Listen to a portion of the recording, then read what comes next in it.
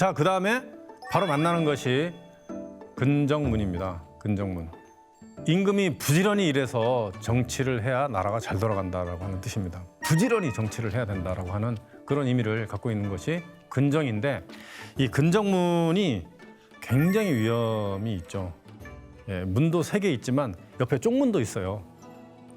근정전 안으로 들어가는 그런 문인데, 예, 가운데는 제대로 규모를 갖춘 모습을 하고 있어요. 무조건 가운데 길은 왕만 다니고 옆에는 세자라든가 다른 사람들이 다니는데, 근데 근정전에 들어갈 때는 특별하게 양쪽에 쪽문이 2개 있습니다. 일화문, 월화문. 그러니까 뭐 햇빛문, 태양빛문, 하나는 달빛문이에요. 자, 이렇게 동서로 이렇게 축을 놓고 동서로 나눌 때 동쪽이 양이고 서쪽이 음이거든요. 양에 해당하는 오른쪽이, 그러니까 동쪽이 이제 일화문이고요. 그 왼쪽 서쪽 음에 해당하는 곳이 월화문입니다. 그러면 이 문에는 어떤 사람이 다닐까요? 자, 양에 해당하는 부분이 이제 일반 관리들이죠. 그다음에 음에 해당하는 것이 무반이에요. 군인들. 예, 군인 관료들이 드나드는 곳이 되겠습니다. 자, 근정전 안에 딱 들어가면은 조선에 있는 정각 중에 가장 큰 건물이 나옵니다. 엄청나게 크죠. 예. 정말 멋있는 모습을 이제 하고 있습니다. 굉장히 넓은 마당을 갖고 있고요. 예, 국가의 가장 중요한 행사들을 하는 곳입니다. 뭐 좋은 일이건 나쁜 일이건, 그러니까 뭐 국가의 제사라든가 왕이 돌아갔을 때라든가, 아니면 군대 뭐 제식 훈련을 한다든가, 아니면 사신이 왔다든가, 아니면은 뭐 세자라든가 왕비를 뭐 책봉한다든가 하는 이런 일들이 있을 때 거기에서 국가적인 행사를 하고요. 또 한 달에 4번은 한양 도성에 있는 모든 공무원들을 다 불러서 거기서 이렇게 조참이라는 것을 합니다. 그러다 보니까 이제 근정전 바로 앞에 이런 그 품계석들이 있습니다. 품계. 예.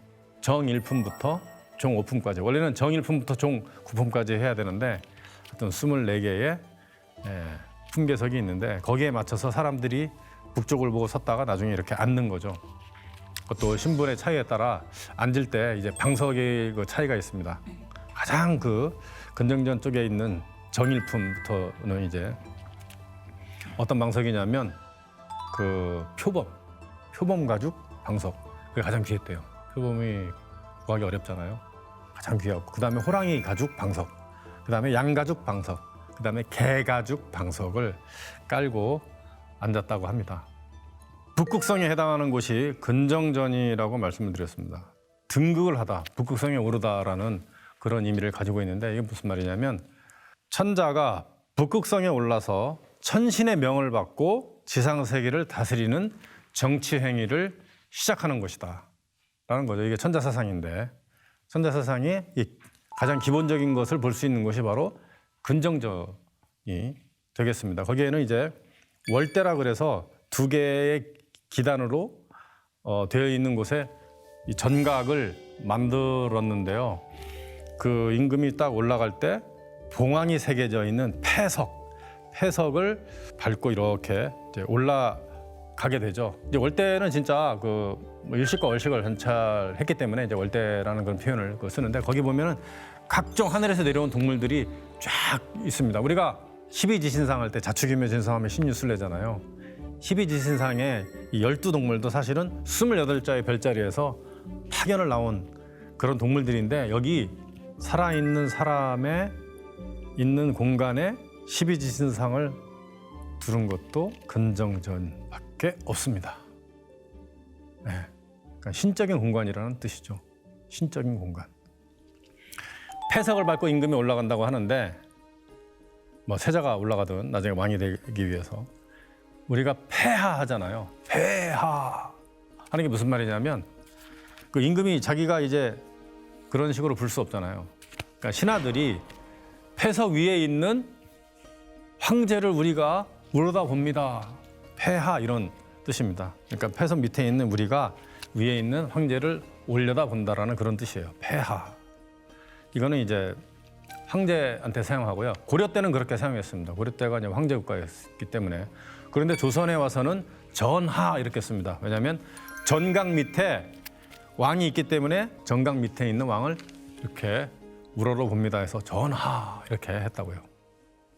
뭐 그 외에도 여러 가지 명칭이 있죠. 뭐 합하, 각하 이런 게 있어요.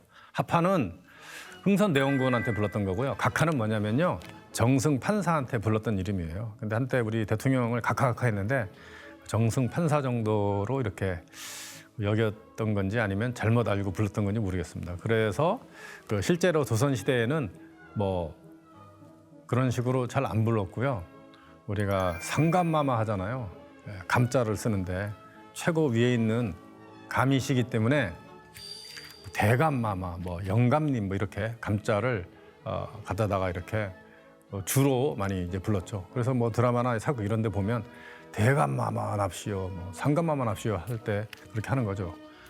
폐하 뭐 이렇게 할 때는 어떤 우러러보면서 이렇게 호칭으로 존경을 표현할 때 이렇게 사용했다라는 것을 아시면 되겠습니다.